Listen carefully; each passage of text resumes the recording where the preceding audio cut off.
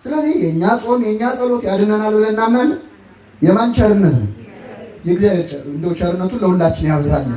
በዚናበው አንድ ሰው 40 ዓመት በገዳም ተጋድሎ ሲጸልይ ሲጾም ከቆየ በኋላ እግዚአብሔር ተገለጠለትና እንደ ስራ ልስጥ ወይስ እንደ ቸርነቴ ብሎ ጠየቀው።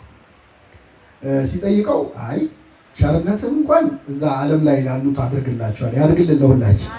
እኔ 40 ዓመት ለፍቻለሁ፣ ስለዚህ እንደምን ይስጠኝ ነው አለ። አዎ እግዚአብሔር ረድኤቱን አነሳ። 40 ዓመት ሲኖር ይገርማቸዋል። በአንዲት በአት ጠባብ ዋሻ ውስጥ ጸንቶ እየጾመ እየጸለየ ቅጠል እየበላ መራራ ቅጠሉን አጣፍጦለት እግዚአብሔር ነበር ይኖረው ለ40 ዓመት። ልክ አሁን ረድኤተ እግዚአብሔር ሲነሳው ጠበበው ቤቱ። እዚህ ውስጥ ነው እስካሁን የቆየውታል። አንድ ቦታም ለመጽናት የማን ቸርነት ያስፈልጋል?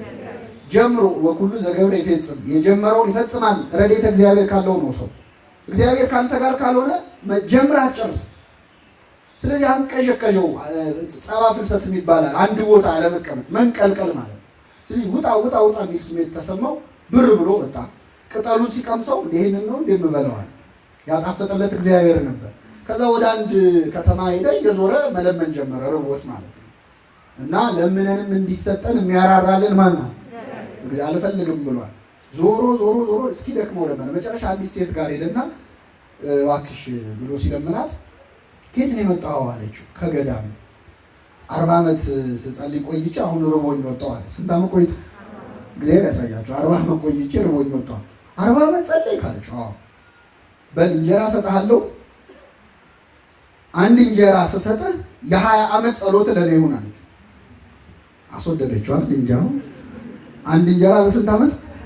በ20 ዓመት ይሁንልኝ አለ። ይሁንልኝ አለ ማለት ይሆናል ማለት ኤሳው ብኩርናውን እኮ የሸጠው አውልቆ አልብሶት አይደለም። አፉ ሲናገር ይወሰድበታል። ይሁንልኝ አለ። የ20 ዓመት ተጋድሎውን ወሰደችው ማለት ነው።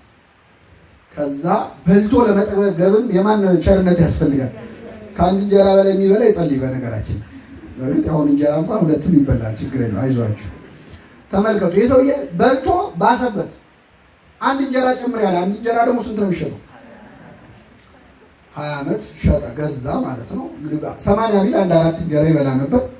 ከዛ በኋላ ራበው። ይህን ጊዜ እግዚአብሔር ተገለጠና አንተ ሰውዬ እንደ ስራ ልስጥ ወይስ እንደ ቸርነት ያለ?